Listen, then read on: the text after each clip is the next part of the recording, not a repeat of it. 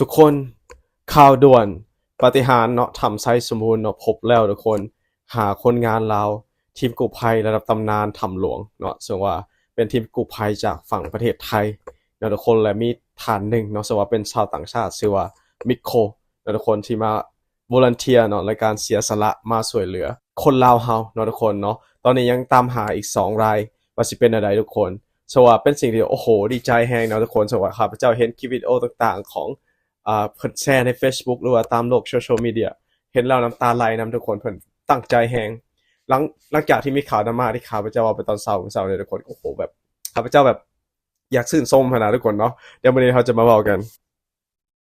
กับสบายดีนะสวัสดีครับท่านผู้ชมยินดีต้อนรับเข้าสู่ช่องไลฟ์สไตล์วิทยานกศักดิ์เนาะอยู่กับข้าพเจ้าธนกศักดิ์เช่นเก่าเช่นเคย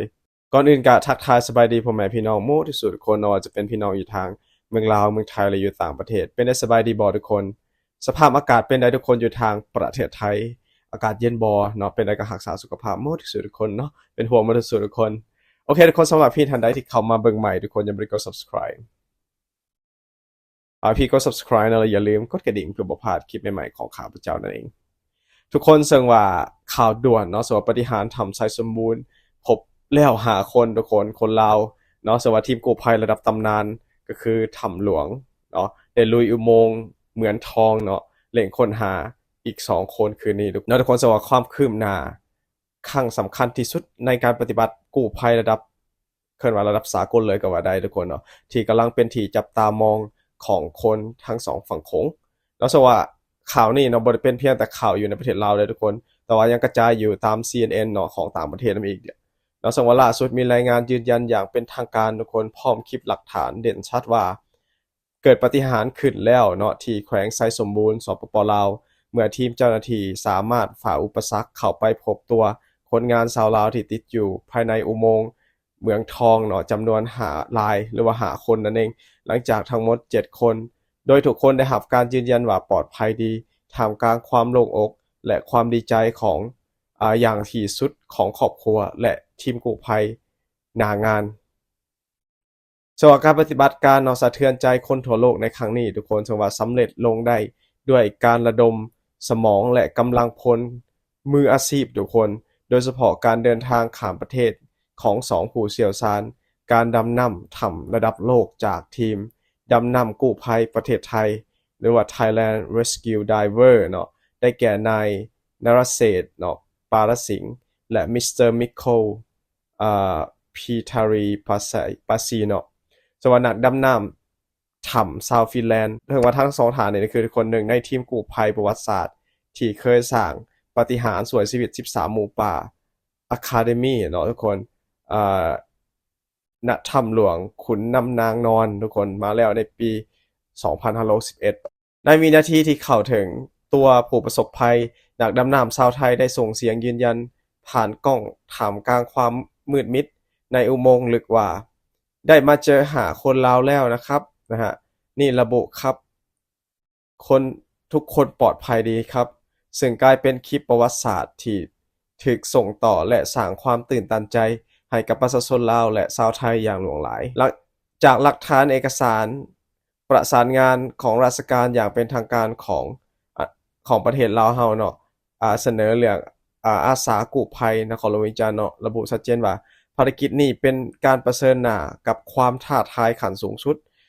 เพราะว่าอุโมงค์เหมือนทองเนี่ยเนาะในเขตบ้านภูคำแขวงไชยสมบูรณ์สปปลาวเนาะซึ่งมีลักษณะเป็นอุโมงค์ลึกเนาะมีน้ำท่วมขังและสันหินซับซ้อน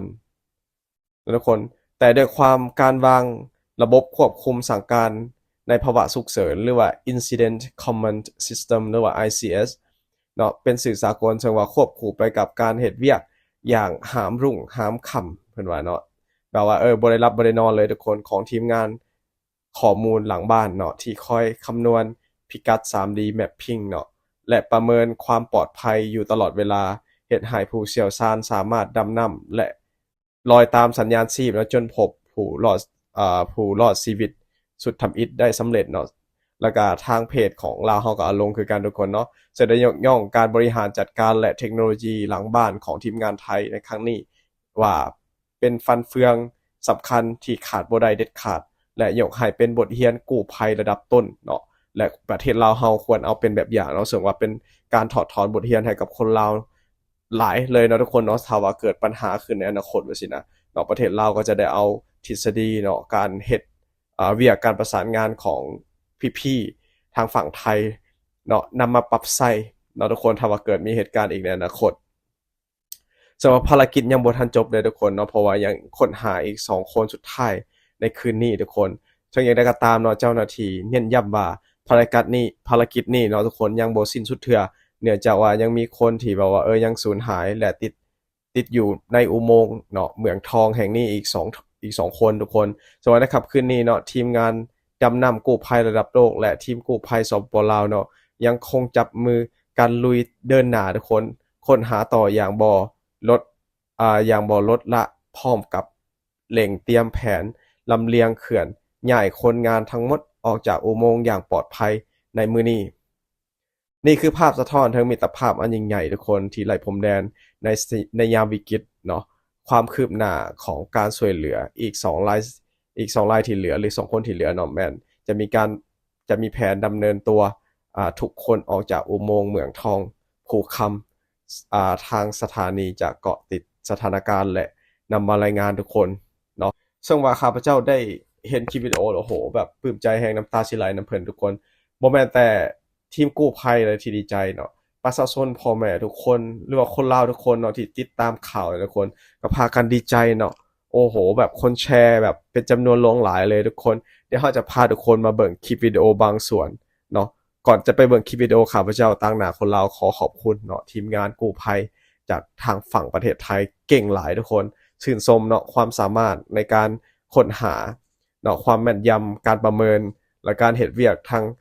หน้างานหลังงานทุกคนการประสานทุกอย่างโอ้โหสุดยอดทุกคนเป็นหยังที่แบบว่าคนลาวฐานะคนลาวคนหนึ่งก็เป็นกำลังใจให้เนาะเป็นกำลังใจให้แล้วก็ขอบคุณหลายๆนะทุกคนเนาะก็บ่ฮู้ว่าสิมีหยังตอบแทนนอกจากคำว่าขอบคุณนั่นเองเนาะทุกคนเนาะโอเคทุกคนเดี๋ยวเรามาเบิ่งคลิปวิดีโอการพบเห็นเนาะของทีมงานว่าสิเป็นอะไรทุกคนเดี๋ยวเรามาเบิ่ง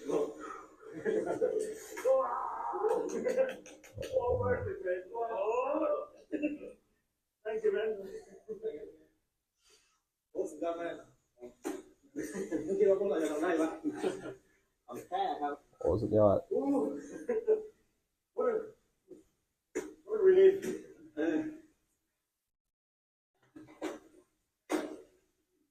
ทำได้ไหม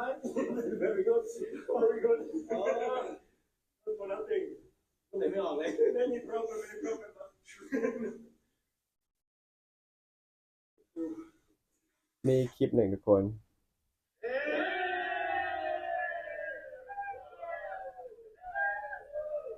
สุดยอดเก่งแฮงเก่งแบบเก่งแฮง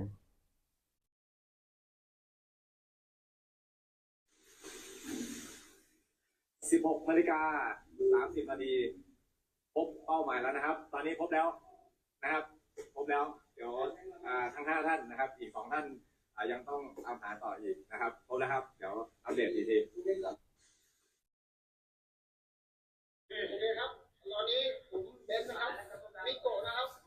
ได้มาเจอ5 คนลาวแล้วนะครับทุกคนปลอดภัยดีนะครับเดี๋ยวเราจะทำการช่วยเหลือต่อไปนะครับ โอ้ โอเคครับตอนนี้ผมเบนนะครับ สับปะรดซ้ ได้มาเจอ5 คนลาว โอ้โหคือสิแบบหิวแล้วทุกคนเนาะคือสิแบบว่าชีวิตนี้คือสิบ่รอดแล้วสินะเนาะคือว่าสิบ่รอดแล้วสินะโอ้สงสารโอ้ยตนสุดยอดเก่งหลายทุกคน พอเรายินดีด้วยดีใจด้วยไอ้นม ขอบคุณครับขอบคุณครับพี่ขอบคุณครับโอเค โอ้ยัง2 คนบ่ฮู้ว่า2 คนน่ะอยู่ไสทุกคน one by one ไต้ต้นแฮงเนาะโอ้เก่งหลายเด้อขอชื่นชมนะขอชื่นชมทีมงานกู้ภัย ที่เราเอาไปให้อยู่ ครับผม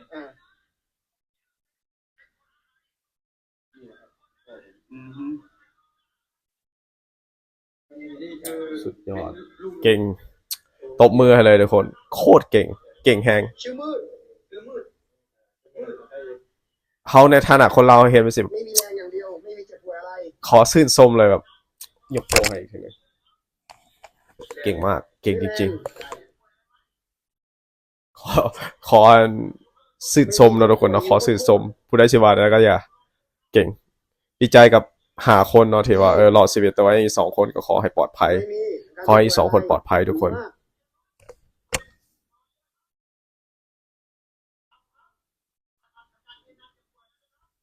โอ้ มีออนพีอ่ะไม่มีจะป่วยอะไรเป็นอะไรนะ